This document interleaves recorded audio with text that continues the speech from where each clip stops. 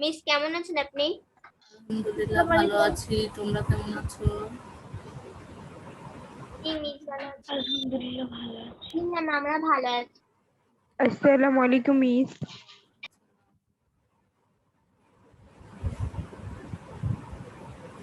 Ma'am আপনি যে এসএবটা দিয়েছিলেন আমি সেটা করেছি।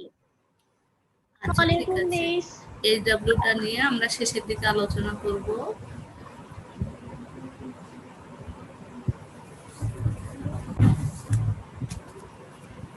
মিস আমি ওটা পারিনি। আচ্ছা, পারোনি, ঠিক আছে। আর যারা পেরেছো তারা একটু হাত তুলো দেখি, হাত তুলো।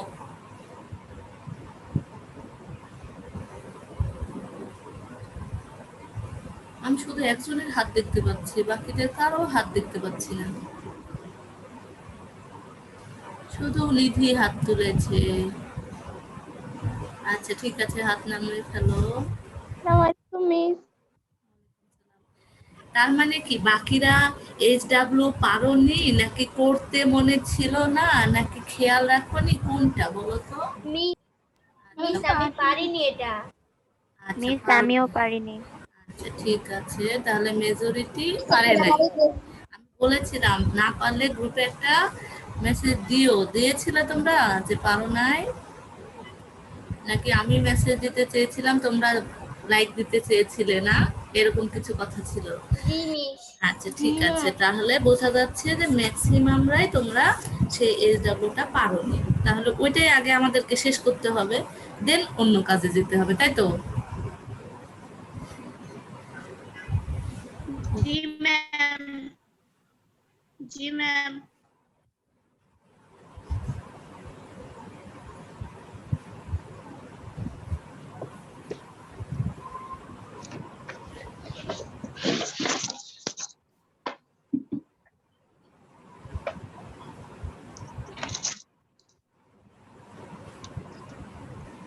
আসসালামু আলাইকুম মিস।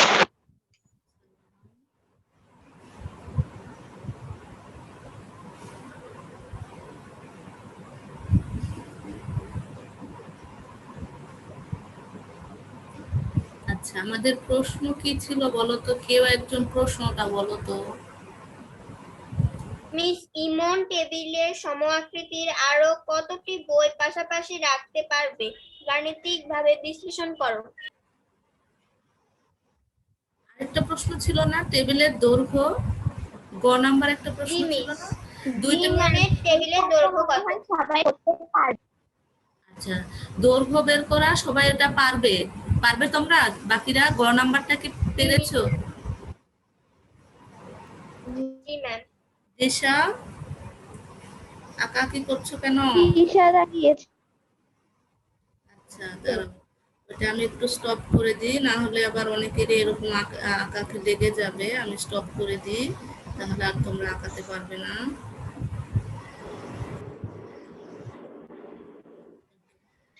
জি মিস স্টপ হয়ে মিস গেছে। গ নাম্বারের অ্যানসার ম্যাম আমরা হয়েছিল গ নাম্বারটা 14। পারবো।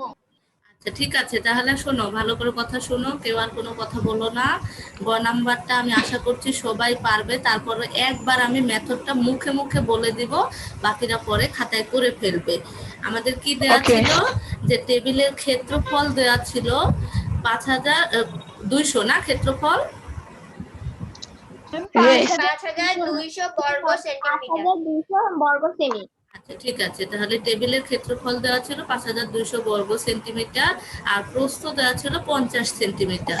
তাহলে টেবিলে আমরা কি জানি, টেবিলের দৈর্ঘ্য গুণন প্রস্থ সমান সমান হচ্ছে ক্ষেত্রফল। তাহলে সেখান থেকে আমাদের দৈর্ঘ্য বের করতে বলেছে, তার মানে ক্ষেত্রফলকে আমরা যদি প্রস্থ দিয়ে ভাগ করি, তাহলে আমরা এখান থেকে দৈর্ঘ্যটা পেয়ে যাব। অর্থাৎ 5200 বর্গ সেন্টিমিটারকে যদি 50 সেন্টিমিটার দিয়ে ভাগ করি, তাহলে আমাদের অ্যান্সার আসবে কত?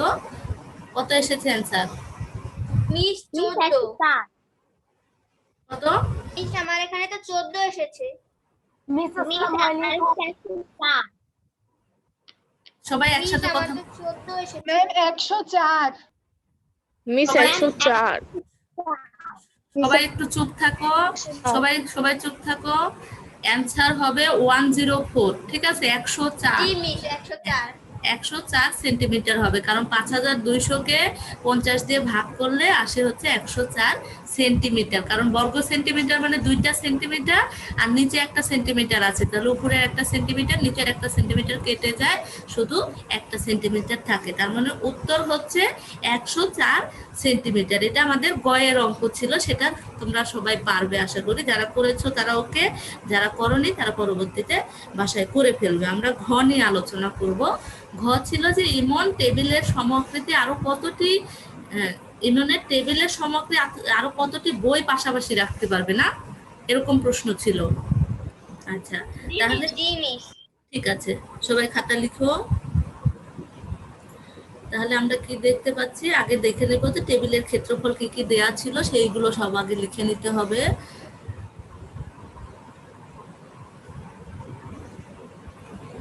দেয়া আছে, মিস আমি এটা পেরেছি। যারা পেরেছো তারা ওকে, ম্যাক্সিমাম পারেনি তাই জন্য অঙ্কটা করে দিচ্ছি, ঠিক আছে? যারা পেরেছো চুপচাপ থাকো। তাহলে টেবিলের ক্ষেত্রফল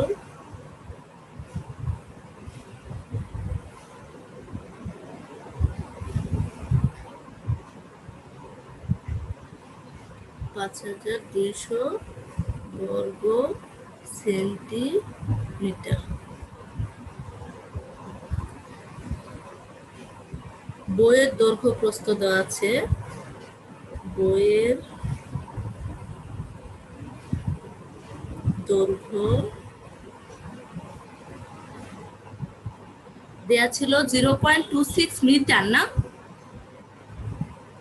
বইয়ের দৈর্ঘ্য জি কত? ম্যাম। আচ্ছা তাহলে বইয়ের জি। দৈর্ঘ্য হচ্ছে 0.26 মিটার, মিটারটাকে আমাদের সেন্টিমিটারে কনভার্ট করে নিতে হবে, তাহলে 0.26 গুণন 100 সেন্টিমিটার কত হয় বলো তো?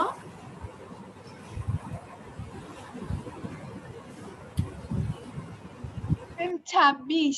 আচ্ছা 26 সেন্টিমিটার। দশমিকের গুণগুলো যারা পারো না তারা ভালো করে করা শিখবে। তাহলে আমরা বইয়ের দৈর্ঘ্য পেলাম এত, আর দেওয়া ছিল হচ্ছে বইয়ের প্রস্থ 20 মিস আমি একটু 1 মিনিটের জন্য একটু লিফট নিতে পারি?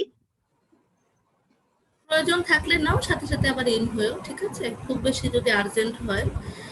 আচ্ছা ঠিক আছে, তাহলে টেবিলের ক্ষেত্রফল দেওয়া থাকলো 5200 বর্গ সেন্টিমিটার, দৈর্ঘ্যটা মিটারে ছিল সেটা আমরা সেন্টিমিটারে কনভার্ট করে নিলাম, এরপরে প্রস্থটা যেটা দেওয়া ছিল সেটা লিখলাম। এবার আমরা ক্ষেত্রফল বসিয়ে বইয়ের ক্ষেত্রফলটা আগে বের করে নিব। আমি উপরে মুছে দিচ্ছি।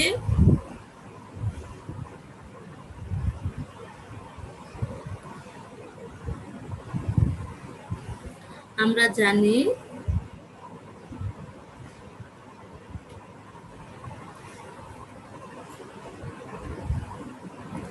ক্ষেত্রফল সমান সমান দৈর্ঘ্য গুণন প্রস্থ।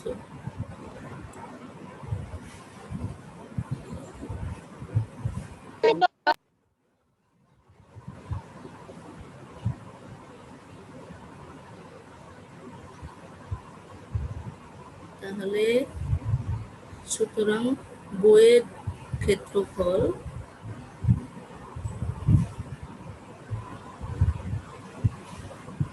দৈর্ঘ্য আমরা পেয়েছি 26 আর প্রস্থ হচ্ছে 20 বর্গ সেমি। তাহলে কত হয় কেউ একজন বলো তো? মিস 520 বর্গ সেন্টিমিটার। আচ্ছা ঠিক আছে, ধন্যবাদ। তাহলে আমরা পাচ্ছি 520 বর্গ সেন্টিমিটার। এবার কি বলেছে যে সমাকৃতির আরো কতটি বই পাশাপাশি রাখতে পারবে, তাহলে আগে আমাদের বের করতে হবে কি, যে টেবিলে রাখা সমাকৃতি বইয়ের সংখ্যা। কিভাবে বের করবে? টেবিলের যে ক্ষেত্রফল পেয়েছিলাম আর এখন যে ক্ষেত্রফল পেলাম সেটা দিয়ে আমরা যদি ভাগ করি তাহলে কতটি বই রাখা যাবে সেটা, পরবর্তীতে পাশাপাশি যেহেতু একটা রাখা আছে আরো কতটা রাখা যাবে পরে আমরা সেই কাজটা করব। তাহলে আমরা কি লিখবো? সুতরাং টেবিলে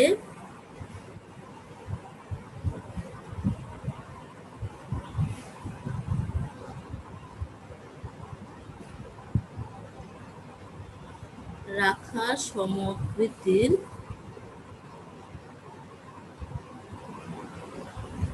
বইয়ের সংখ্যা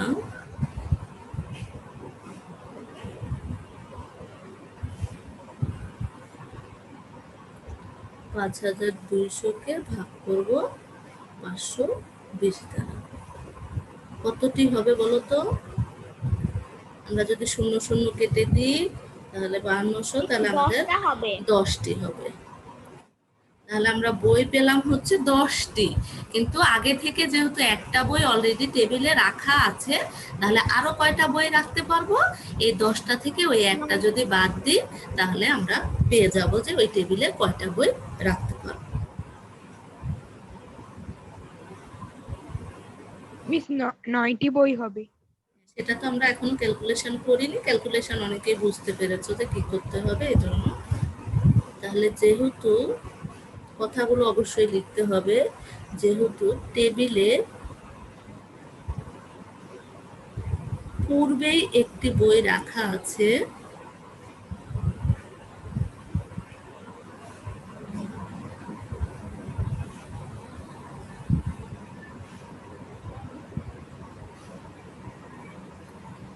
সুতরাং এমন টেবিলে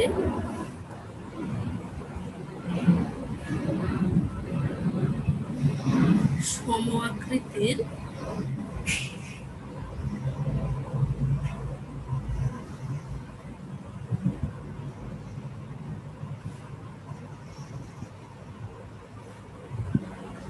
আরো 10-1 = 9টি বই পাশাপাশি রাখতে পারবে।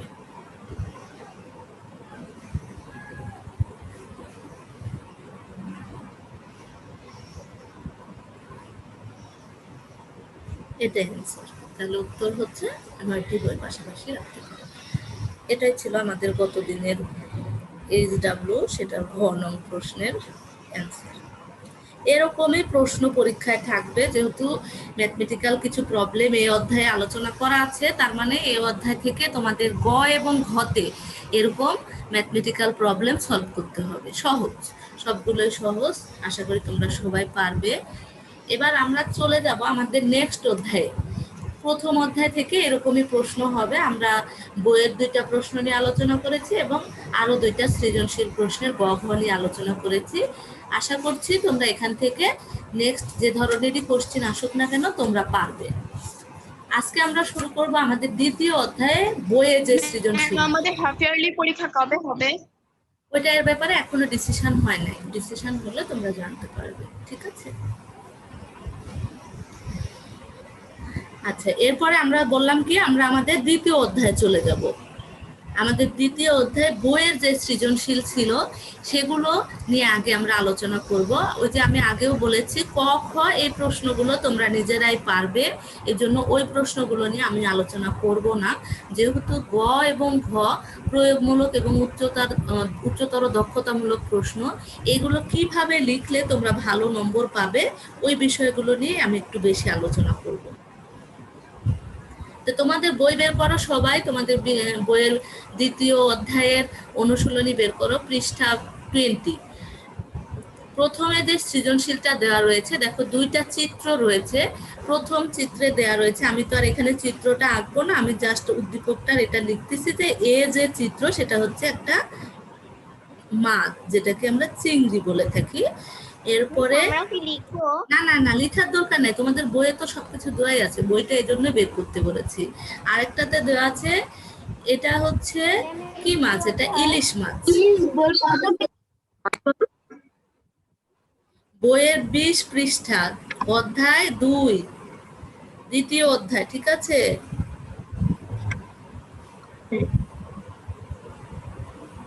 দ্বিতীয় অধ্যায়, এই দ্বিতীয় অধ্যায়ের অনুশীলনীর প্রশ্নগুলো আগে আমরা আলোচনা করব। নেক্সট আমরা যেটা মনে করব যে এই ধরনের প্রশ্ন পরীক্ষায় আসতে পারে, আসলে তোমরা ভালো করে অ্যান্সার করতে পারবে না, সেগুলো নিয়ে আমি পরবর্তীতে আলোচনা করব। তো প্রথমে তোমাদের বইয়ে যে প্রশ্নটা দেওয়া রয়েছে, দেখো দুইটা চিত্র রয়েছে, একটাতে দেওয়া আছে চিংড়ি মাছ আর একটাতে দেওয়া আছে ইলিশ মাছ। যদিও চিংড়িটাকে আমরা ওইভাবে মাছ বলি না, কারণ এটার পর্বগুলো আলাদা, মাছের সাথে এটার শ্রেণী আলাদা। যাই হোক, পরবর্তীতে আমরা দেখবো যে ওগুলোকে আমরা কি বলবো আর কি বলবো না, সেটা তো আমরা পরে আলোচনা করব। এইখানে ক এবং খ যে প্রশ্ন, যে মেরুদণ্ডী এবং অমেরুদণ্ডী প্রাণী কাকে বলে, এটা জাস্ট আমি আলোচনা করে দিচ্ছি। তোমরা সবাই জানো মোটামুটি যে যাদের মেরুদণ্ড থাকে তাদের আমরা মেরুদণ্ডী প্রাণী বলি, যাদের মেরুদণ্ড থাকে না তাদের আমরা অমেরুদণ্ডী প্রাণী বলি। খ যে প্রশ্নটা রয়েছে, এই প্রশ্নটা এই অধ্যায়ের জন্য খুব ইম্পর্টেন্ট, এবং এই প্রশ্নটা তোমরা যতদিন জীববিজ্ঞান রিলেটেড পড়াশোনা করবে এই প্রশ্নটা প্রায় পরীক্ষা থাকে। কেউ একজন আনমিউট করে আছো, মিউট করো। কোনো ব্যাংকে উভচর প্রাণী বলা হয় কেন? এই প্রশ্নটা প্রায় তোমাদের পরীক্ষায় আসবে, কারণ এই প্রশ্নটা এমন একটা প্রশ্ন, এটা তোমাদের 6-এ আসবে, 7-এ আসবে, 8-এ আসবে, 9-এ আসবে, এবং পরবর্তীতে 11-12-এও যারা বায়োলজি নিবে, কারণ ওখানে অপশান থাকে, বায়োলজি নিতেই হবে এমন না, ওখানে কেউ চাইলে নিতে পারে, কেউ না চাইলে নাও নিতে পারে, ঠিক আছে। আর অন্যান্য সাবজেক্ট থাকে, তো এরকম তোমাদের অপশান থাকবে। যাই হোক, এরকম তোমাদের এই প্রশ্নের উত্তরটা সব জায়গায় লাগবে। তো কেন আমরা কোনো ব্যাংকে উভচর প্রাণী বলি? কারণ কোনো ব্যাংক জীবনের দুইটা দশায় দুই জায়গায় বাস করে। এদের দুইটা যে দশা রয়েছে, সে একটা দশাকে আমরা বলি হচ্ছে ব্যাঙগাচি অবস্থা। যখন ব্যাঙগাচি থাকে তখন কিন্তু একটা লেজ থাকে, লেজের মতো একটা অংশ থাকে, যেটাকে আমরা ব্যাঙগাচি বলি। সেই অবস্থায় কোথায় বাস করে? পানিতে বাস করে। আর যখন এদের লেজটা খুলে পড়ে যায়, পরিণত যখন হয়ে যায়, তখন এরা ডাঙ্গায় বাস করে। অর্থাৎ আমরা যেখানে থাকি সেখানেই এরা থাকে। সাধারণত নিচু যেগুলো জায়গা, বাড়িতে গ্রামের দিকে, এগুলো ঘরের ভিতরে অনেক সময় ঢুকে যায়। যাই হোক, এটা তখন ডাঙ্গায় বাস করে। এই যে জীবনের দুইটা পর্যায়ে, একবার জলে বাস করছে, একবার স্থলে বাস করছে, এই কারণে এদেরকে উভচর প্রাণী বলা হয়। এভাবে সাজিয়ে সুন্দর করে তোমাদের প্রশ্নের উত্তরটা লিখতে হবে। কে আনমিউট করে আছে? কে? তোমরা একটু সবাই মিউট করে রাখো বাবা। মিস আমরা কি খ নাম্বারটা দুইটা প্যারা করে লিখবো? ক নাম্বারটা প্যারা করার প্রয়োজন নেই। আবার যদি কেউ চাও যে জাস্ট তুমি লিখবা যে কোনো ব্যাংকে উভচর প্রাণী বলা হয় কারণ জীবনের দুইটা অবস্থায় দুই জায়গা বাস করে, এটুকু লিখে পরবর্তীতে যদি ব্যাখ্যা দাও তাহলে লিখতে পারো। আবার কেউ না চাইলে পুরো একটা প্যারাও লিখতে পারো, প্রবলেম নেই। বিজ্ঞানের ক্ষেত্রে এই ধরনের কোনো প্রবলেম নেই, ঠিক আছে। অন্যান্য যেমন তোমার বাংলা বলো, বাংলার মতো অন্যান্য যে সাবজেক্টগুলো রয়েছে সেগুলোতে এই বিষয়গুলো একটু বেশি মেনটেন করা হয়, কিন্তু বিজ্ঞানে সাধারণত এত কিছু মেনটেন করা হয় না। কারণ বিজ্ঞানে তোমরা জানো যে যত শর্টকাটে তুমি ভালো করে অ্যান্সার করতে পারবা ততই কিন্তু ভালো, প্রশ্নের উত্তর অত বড় করার প্রয়োজন হয় না, ঠিক আছে।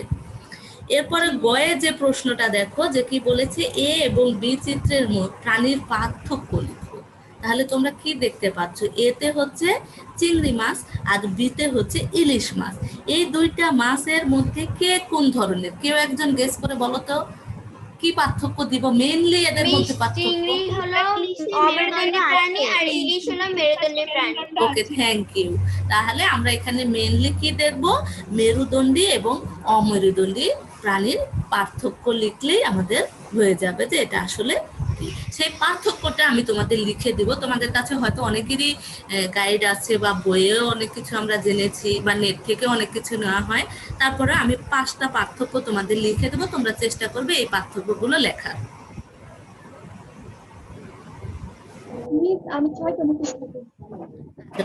যে যত বেশি করতে পারবা, 2-4টা বেশি করলে ভালো, কারণ অনেক সময় আমরা ভুলে যাই। ওই ভুলে যাওয়া কারণে হয়তো দেখা যাচ্ছে 5টা মুখস্থ করলে 5টা আমরা নাও লিখতে পারতে পারি। এই জন্য 5টা মুখস্থ না করে 6টা-7টা মুখস্থ করলে সেক্ষেত্রে আমাদের 5টা লিখে রাখার সম্ভাবনা থাকবে। এই জন্য আমরা মুখস্থ করতে পারি, ঠিক আছে। তাহলে আমরা কি দেখব? চিংড়ি মাছ আর ইলিশ মাছের মধ্যে পার্থক্য দেখব।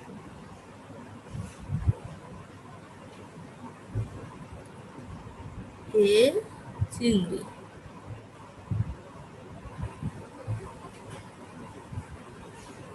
আর বি ইলিশ। পরীক্ষার সময় কি এভাবে ছকাইকে এভাবে করতে হবে? অবশ্যই, কারণ প্রশ্নে তোমাকে বলেছে যে প্রাণীর পার্থক্য লিখো। পার্থক্য যখনই বলবে তখনই তোমাদের অবশ্যই ছকেই পার্থক্য লিখতে হবে। পার্থক্য কখনো পাশাপাশি তুলনা করে লিখবেন। অনেকে লিখে যে এটা এটা, অপরপক্ষে এটা এটা, এভাবে লিখবেন। ওটা হচ্ছে তুলনা করা, ঠিক আছে? তুলনা, সাদৃশ্য, বৈসাদৃশ্য এগুলো আলাদা আলাদা করে লেখা যায়, কিন্তু পার্থক্য লিখলে অবশ্যই বৈসাদৃশ্য হচ্ছে, এই কারণে এটাকে অবশ্যই ভাগ করে লিখবা। তাহলে 1 নম্বরে আমরা প্রথমে আইডেন্টিফাই করতে হবে যে কে কি। এজন্য আমাদের প্রথমে লিখতে হবে যে চিংড়ি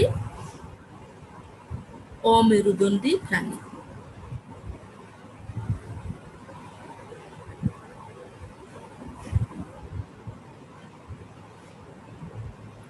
অপরদিকে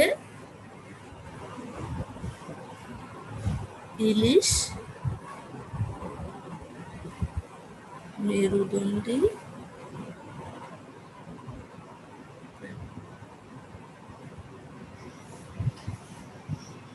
এরপরে এদের মেন কি জিনিস পার্থক্য রয়েছে? তোমরা মেরুদণ্ডী অমেরুদণ্ডীর মধ্যে আর কি পার্থক্য জানো বলো তো? এই যে মেরুদণ্ডী হলো, এখান থেকে কিন্তু আমরা বুঝতে পারলাম যে কার মেরুদণ্ড আছে আর কার নাই, ঠিক আছে? এই জন্য আর আলাদা করে ওই জিনিসটা আমরা লিখবো না যে চিংড়ি মাছের মেরুদণ্ড নেই আর ইলিশ মাছের মেরুদণ্ড আছে, এটা আর আমরা আলাদা করে লিখবো না, কারণ যেহেতু আমরা অলরেডি প্রথমে বলে নিয়েছি যে কে কোনটা, এবং এটা কিন্তু আমরা আমাদের জানা থেকেই লিখেছি যে মেরুদণ্ডী এবং অমেরুদণ্ড কাকে বলে। সেই সংজ্ঞা থেকে কিন্তু আমরা এটা বুঝতে পেরেছি যে চিংড়ির মেরুদণ্ড নেই, অর্থাৎ এরা অমেরুদণ্ডী প্রাণী। এই জন্য এটা আর আলাদা করে আমরা পরবর্তীতে দিব না। 2 আমরা কি দিব? অমেরুদণ্ডী প্রাণীর লেজ থাকে না, কিন্তু মেরুদণ্ডী প্রাণীর লেজ থাকে। লেজ থাকে না, ঠিক আছে, কিন্তু চিংড়িরও কিন্তু এখানে লেজ আছে, ঠিক আছে? দেখো চিংড়ি মাছেরও কিন্তু ছোট একটা লেজের মতো আছে, যদিও লেজগুলো একটু অন্যরকম, কিন্তু এগুলোরও কিন্তু লেজ আছে। আমরা এমন কিছু পার্থক্য লিখব যেগুলো সুন্দরভাবে পার্থক্য আকারেই বোঝা যায়, ঠিক আছে? দেখো চিংড়ির আমরা দেখতে পাচ্ছি কি মাথায় দেখো বড় বড় যে জিনিসগুলো রয়েছে সেগুলোকে কি বলে? অ্যান্টেনা।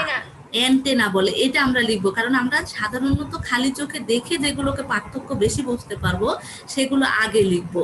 তাহলে কি লিখবো? চিংড়ির মাথায় অ্যান্টেনা আছে।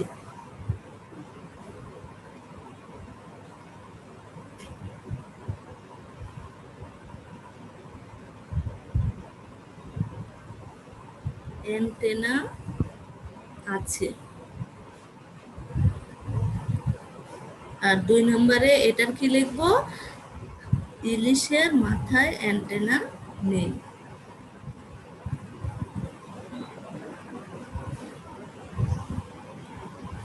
মিস এখানে অ্যান্টেনা বানান অ হবে? তোমরা যদি এ হবে? এ দিয়ে লেখো তাতেও সমস্যা নেই, সরজফলা আকার দিয়ে লেখো তাতেও সমস্যা নেই, ঠিক আছে? 2 ভাবেই লেখা যায়।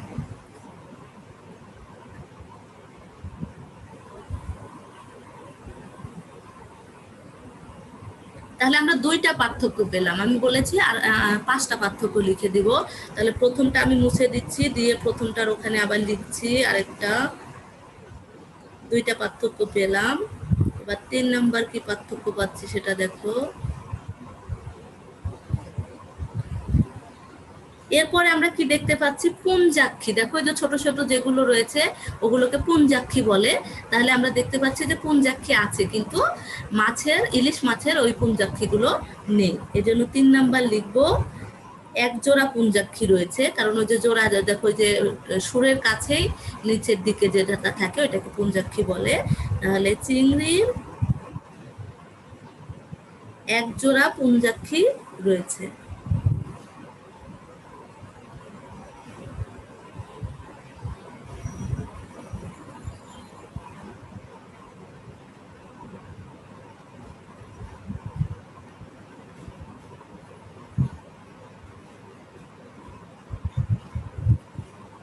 তাহলে অপরদিকে ইলিশের কিন্তু এরকম কোনো পুঞ্জাক্ষী নেই। ইলিশের কোনো পুঞ্জাক্ষী নেই।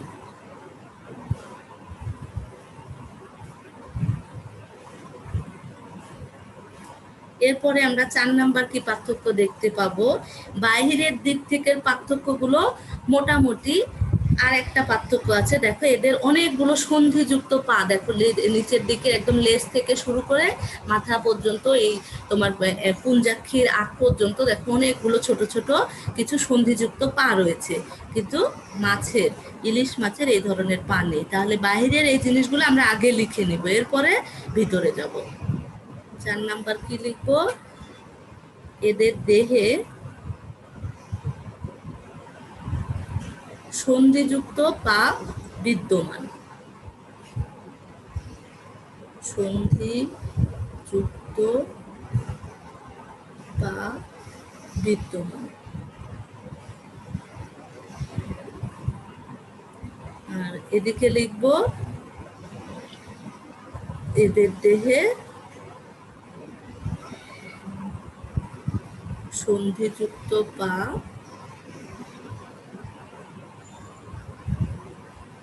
অনুপস্থিত।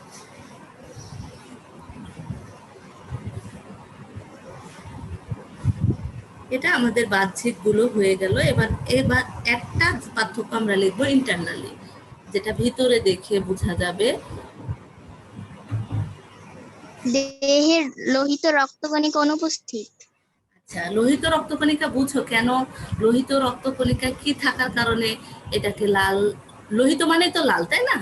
কি থাকার কারণে লোহিত রক্তকণিকা লাল দেখায় বলো তো? ওই হিমোগ্লোবিন।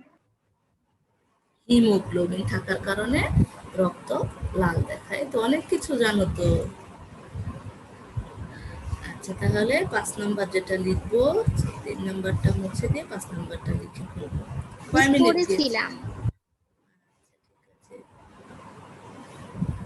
কয় মিনিট দিয়েছে দেখো তো? 28 মিনিট। আচ্ছা, তাহলে দেহে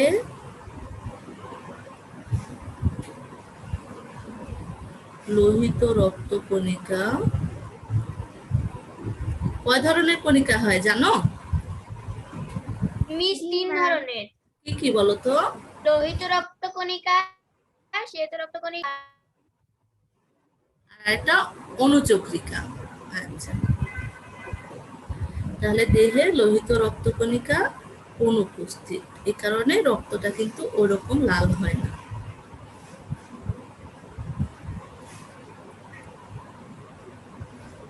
অপরদিকে লোহিত রক্তকণিকা উপস্থিত।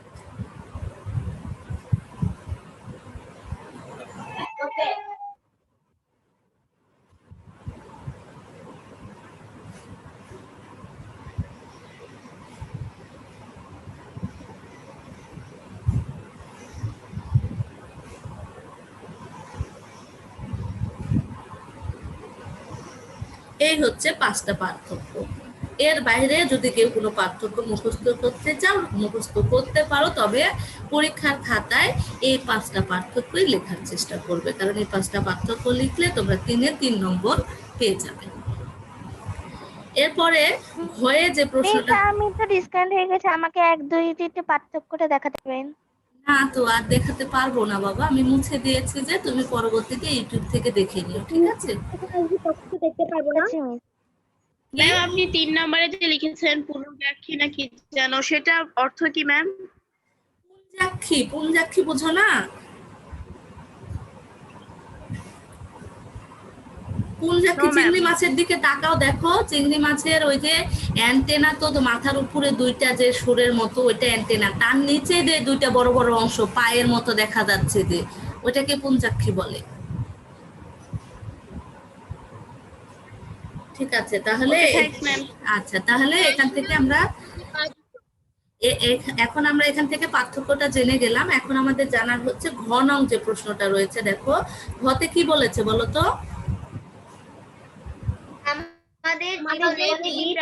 আমাদের জীবনে প্রয়োজনীয়তা আলোচনা করো। ওকে, ঠিক আছে, তাহলে কি বলেছে যে আমাদের জীবনে এই যে প্রাণী অর্থাৎ ইলিশ মাছ, এই ইলিশ মাছের প্রয়োজনীয়তা কি? শুধু ইলিশ মাছ নয়, মাছের প্রয়োজনীয়তা কি? তাহলে প্রথমে আমাদের জানতে হবে মাছে কি থাকে বলতো?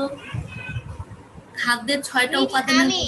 আমিষ থাকে, আমিষ বা প্রোটিন আমরা যেটাকে বলি। তাহলে মাছে কি থাকে? আমিষ থাকে। তাহলে এই আমিষের চাহিদা পূরণ করতে আমাদের অন্যান্য কিছুর সাথে এই মাছের প্রয়োজনীয়তা কিন্তু অনেক বেশি। তাহলে কি করতে হবে? এই আমিষের চাহিদা মেটাতে গেলে আমাদের বেশি বেশি করে মাছ খেতে হবে। ম্যাক্সিমাম ছেলেমেয়েরাই এখন মাছ খেতে চায় না, বিশেষ করে ছোট মাছগুলো একদমই খেতে চায় না। ছোট মাছগুলো তো খেতে হবে, পাশাপাশি এই বড় মাছগুলো খেতে হবে, কারণ মাছে যে আমিষটা থাকে বা প্রোটিনটা থাকে এটা আমাদের বিভিন্ন ধরনের রোগ থেকে রক্ষা করে, অর্থাৎ রোগের বিরুদ্ধে প্রতিরোধ ক্ষমতা জাগিয়ে তুলতে সাহায্য করে। আমরা কিন্তু অসুস্থ হলে ওষুধ খেয়ে তারপর সুস্থ হই, এটা কিন্তু বেটার নয়। বেটার হচ্ছে অসুস্থ হওয়ার আগে যেন আমাদের অসুখটা আমাদের কাছে না আসতে পারে। এর জন্য আমাদের কি করতে হবে? রোগ প্রতিরোধ ক্ষমতা বাড়াতে হবে। এই জন্য সব সময় আমাদের খেয়াল রাখতে হবে আমরা যে খাবারগুলো খাচ্ছি সেই খাবারগুলোতে সুষম খাদ্যের যে 6টা উপাদান থাকে সেই সবগুলো উপাদান আছে কিনা। যদিও দেখো এখনকার ছেলেমেয়েরা ম্যাক্সিমামই ভাজা পোড়া বা তোমার বিভিন্ন ধরনের ফাস্ট ফুডগুলো খেতে বেশি অভ্যস্ত। বাসায় ওগুলো যদি করে দেওয়া যায় তাহলে মজা করে খাবে, না হলে দেখা যাচ্ছে খাচ্ছেই না। বাইরে নিয়ে গেলে, রেস্টুরেন্টে নিয়ে গেলে খুব খুশি, বাসায় কিছু রান্না করে দিলেই মুখ খারাপ, মানে ভালো লাগে না, খেতে মজা লাগে না। যাই হোক, অনেকে লক্ষ্মী মেয়ে আছে, অনেকেই আবার বাইরের খাবার একটু বেশি পছন্দ করে। তবে তোমরা চেষ্টা করবে সবসময় ঘরের খাবারটাই খেতে, সেই খাবারে যেন এই মানগুলো নিয়ন্ত্রিত থাকে, যে সেটাতে তেল বেশি থাকবে না, সেটাতে চর্বি বেশি থাকবে না, সবকিছু সহনীয় মাত্রায় থাকবে। একেবারে যে থাকবে না এমন কিন্তু নয়, তেলেরও কিন্তু আমাদের দরকার আছে, চর্বিরও দরকার আছে, কিন্তু সেটা অবশ্যই পরিমিত। আমি যে খাবারগুলো প্রতিদিন খাবো সেই খাবার থেকে যে ক্যালোরিটা পাচ্ছি সেই ক্যালোরি দিয়েই তো আমরা আমাদের পরবর্তী কাজগুলো করতে পারবো, আমরা হাঁটাচলা করে কোথাও যেতে পারবো। এই যে কঠিন কঠিন পড়াগুলো আমরা মুখস্থ রাখছি, নিউরন যে তোমাকে এই কাজে হেল্প করছে, কেন করছে? কারণ নিউরনকে কিন্তু তুমি সাপ্লাই দিচ্ছ, তাকে কাজ করার জন্য যে খাবার দরকার সেই খাবারগুলো তুমি তাকে সাপ্লাই দিচ্ছ। তার মানে এই যে মাছটা আমরা কি করব? মাছটা আমাদের খেতে হবে আমাদের দেহে আমিষের চাহিদা মেটানোর জন্য। এরপরে আসি, আমরা মাছ চাষ করে কিন্তু অনেকেই লাভবান হতে পারি। অনেকেই আগে যে কাজগুলো করতে পারতো না, এখন অনেকে পুকুর, বিভিন্ন পুকুর এরকম একসাথে করে নিয়ে সেখানে অনেক মাছ চাষ করে সেই মাছটা কি করে পরবর্তীতে আমাদের দেশের বিভিন্ন জায়গায় বিক্রি করে, এমনকি বাহিরেও কিন্তু, দেশের বাইরেও কিন্তু মাছ সাপ্লাই দেওয়া হয়। সেখান থেকে কি হচ্ছে? বেকারত্বের ইয়েটা হ্রাস পেয়ে যাচ্ছে। তাহলে পাশাপাশি মাছ চাষ করে যেমন আমরা দেশে লাভবান হচ্ছে, বিদেশের বৈদেশিক মুদ্রা অর্জন করতে পারছি, আবার আমরা এই মাছ খেয়ে আমাদের দেহের আমিষের চাহিদা পূরণ করছি। ফলে আমিষজনিত সমস্যায় যে রোগগুলো হয় সেগুলো হবে না, বা আমরা আগে আমাদের শরীরকে এইভাবে প্রোটেক্ট রাখতে পারবো যেন কোনো রোগ জীবাণু আমাদের শরীরে আসতে না পারে। যেমন এই যে এখন বর্তমান যে করোনা ভাইরাস, সেটা থেকে রক্ষা পেতে গেলে তোমাকে কিন্তু ফিট থাকতে হবে, তোমার শরীরে যেন কোনো কিছুর ঘাটতি না থাকে, এই বিষয়টা আগে খেয়াল রাখতে হবে। কারণ একবার যদি করোনা কারো হয়ে যাচ্ছে, সেখান থেকে রিকভারি করতে কিন্তু অনেকটা সময় লেগে যাচ্ছে। তোমরা সবাই জানো যে করোনা পরবর্তীতে কিন্তু মানুষের জটিল জটিল সমস্যা হচ্ছে। সেখান থেকে দেখা যাচ্ছে করোনা ভালো হয়ে গেছে, নেগেটিভ হয়ে গেছে, বাট সেখান থেকে দেখবে পরবর্তীতে তার বিভিন্ন শারীরিক সমস্যা, বিশেষ করে যাদের একটু বয়স বেশি তাদের কিন্তু সমস্যা হচ্ছে। তাহলে এখান থেকে আমরা কি জানলাম? মাছ যেটা আমরা পেয়েছি সেই মাছটা আমাদের জীবনে কেন প্রয়োজন?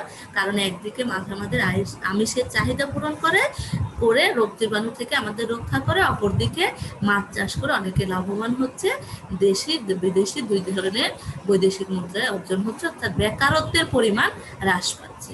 এই কারণে আমাদের জীবনে মাছের প্রয়োজনীয়তা অনেক, যেটাকে আমরা এক কথায় বলতে পারি বহুমুখী ব্যবহার, একের অধিক ব্যবহার রয়েছে, এজন্য এটা খুবই গুরুত্বপূর্ণ। এই হচ্ছে আমাদের 1 নং যে সৃজনশীল ছিল সেই 1 নং সৃজনশীলের গ এবং ঘ এর অ্যান্সার। এরপরে 2 নং এর আলোচনা করতে পারবো? কত মিনিট আছে? 4 মিনিট আছে। আচ্ছা, যতটা করা যায় অতটা করি, বাকিটা আমরা নেক্সট ক্লাসে করব। প্রথম যে প্রশ্নটা সপুষ্পক উদ্ভিদ কাকে বলে, এটা সবাই জানো, যাদের ফুল ফল হয় তাদেরকে আমরা সপুষ্পক উদ্ভিদ বলে থাকি। এরপরে বলা আছে ক উদ্ভিদের বৈশিষ্ট্য উল্লেখ করো। ক উদ্ভিদটা দেখে কি মনে হচ্ছে বলো তো, এটা কি উদ্ভিদ? মিস এটা নারিকেল গাছ। ওকে, আচ্ছা, থ্যাংক ইউ। তাহলে এটা নারিকেল গাছ। তাহলে নারিকেল গাছ কি ধরনের, এই গাছের কি কি বৈশিষ্ট্য আছে সেগুলো তোমাদের লিখতে হবে। কি কি লিখতে পারো? তুমি লিখতে পারো নারকেল গাছ একবীজপত্রী উদ্ভিদ। তুমি লিখতে পারো পাতাগুলো একবীজপত্রী যেগুলো উদ্ভিদ হয় সেগুলো সাধারণত পাতার শিরাবিন্যাস সমান্তরাল হয়। আবার তুমি লিখতে পারো নিষেকের পরে ডিম্ব বীজে পরিণত হয়, ডিম্বাশয় ফলে পরিণত হয়।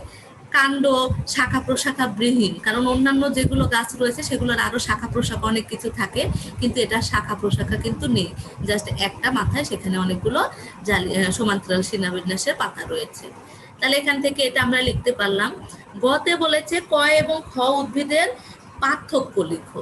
কি পার্থক্য লিখতে পারবে না তোমরা? এটা জি মিস। এটাই তোমাদের কাজ। এই গ এবং ঘ এই দুইটাই তোমাদের আগামী দিনের কাজ। মিস গ আর ঘ নাম্বার? হ্যাঁ, গ আর ঘ হচ্ছে তোমাদের নেক্সট দিনের কাজ। এটা তোমরা সবাই বাসায় প্র্যাকটিস করবে, করে মুখস্থ রাখবে। আমি ধরলে যেন বলতে পারো। যেমন তোমার পার্থক্য বলেছে এখানে কম করে 5টা পার্থক্য, ঠিক আছে? 5টা পার্থক্য মুখস্থ করতে হবে, যে একবীজপত্রী এবং দ্বিবীজপত্রী, কিন্তু মাথায় কিন্তু রাখবে একবীজপত্রী দ্বিবীজপত্রী, বাট নারকেল গাছ আর বট গাছ এটা কিন্তু মাথায় রাখবে, ঠিক আছে? আবার কিছু কিছু জিনিস একবীজপত্রীর সকল বৈশিষ্ট্য কিন্তু নারকেল গাছের মধ্যে নাও থাকতে পারে, কিছু কিছু থাকবে, 2-1টা আনকমনও থাকতে পারে, সেটাও কিন্তু খেয়াল রাখবে। তোমার মেন হ্যাঁ এইচডব্লিউ বলতে খাতায় লেখার দরকার নেই, ঠিক আছে? আমি কিন্তু বলেছি এইচডব্লিউ নয়, HR, মানে তোমরা বাসায় পড়বে। আমি জিজ্ঞেস করলে যেন বলতে পারো। 20 পৃষ্ঠা 2 নং সৃজনশীলের গ এবং ঘ হচ্ছে HR। এই দুইটা তোমরা সুন্দর করে বাসায় পড়বে, বাসায় পড়ে এটা সম্পর্কে ধারণা নিবে। নেওয়ার পরে নেক্সট ক্লাসে যখন আমি তোমাদের পড়া ধরবো তখন বলতে হবে যে এটার ওইটার পার্থক্য কি। আর ঘয়ে আমাদের জীবনে ক উদ্ভিদের গুরুত্ব আলোচনা করো। ক উদ্ভিদ মানে হচ্ছে নারকেল গাছ। নারকেল গাছ থেকে আমরা কি কি উপকার পেয়ে থাকি সেই উপকারিতাগুলো আমাদের লিখতে হবে। ম্যাম এগুলো তো অনেকগুলো হবে। অনেকগুলো হবে, তুমি 5টা 6টা লিখো, ঠিক আছে? কারণ 4 নম্বরের প্রশ্ন তো, সর্বোচ্চ যদি 5টা পয়েন্ট কেউ রাখো তাহলে সে 4-এ 4 পেতে পারো, যদি পয়েন্টগুলো সুন্দর হয়। দুইটাই কি 4 নম্বরের প্রশ্ন? হ্যাঁ, গয়ে 3 নম্বর আর ঘয়ে 4 নম্বর। তোমাদের সৃজনশীল প্রশ্নের প্রথম যে প্রশ্ন জ্ঞানমূলক সেটাতে 1 নম্বর, খতে যেটা থাকবে অনুধাবন সেটাতে 2 নম্বর, গতে থাকবে প্রয়োগমূলক অর্থাৎ উদ্দীপকের হেল্প নিয়ে তোমাকে করতে হবে সেটাতে 3 নম্বর, আর ঘতে থাকবে উচ্চতর দক্ষতা, যেটাও আমাকে উদ্দীপকের হেল্প নিতে হবে, সাথে আমি কি জানি সেটা একসাথে দুইজনকে মিলমিশ করে লিখতে হবে, যে এখান থেকে কি বোঝা গেল এবং আমি কি বুঝলাম, দুইটার আলোচনা একসাথে করে দিলে আমাদের উচ্চতর দক্ষতাটা হবে। বুঝো, এতক্ষণ আলোচনা করার পরে এসে জিজ্ঞেস করতেছে হোমওয়ার্ক কি। 20 পৃষ্ঠা আমাদের দ্বিতীয় অধ্যায়ের সেকেন্ড যে সৃজনশীল 2 নং সৃজনশীল, সেই সৃজনশীলের গ এবং ঘ HW নয় HR। তোমাদের খাতায় লিখে সময় নষ্ট করার প্রয়োজন নেই, তোমরা জাস্ট জেনে রাখবা, পড়ে রাখবা, কারণ তোমাদের এমনিতে অনেক অ্যাসাইনমেন্ট করতে হচ্ছে, আবার অন্যান্য কিছু ক্লাসের HW করতে হচ্ছে, তাই আমি আর HW তোমাদের দিচ্ছি না। তোমরা HR বাসায় পড়বে, ঠিক আছে? হোম রিড যেটাকে আমি বলি, তোমরা বাসায় পড়বে, আমি আগামী ক্লাসে এটা থেকে জিজ্ঞেস করব, ঠিক আছে? সবাই ভালো থেকো, সুস্থ থেকো, সাবধানে থেকো, আর বাসায় পড়াশোনা করবে, ঠিক আছে? আসসালামু আলাইকুম। আসসালামু আলাইকুম।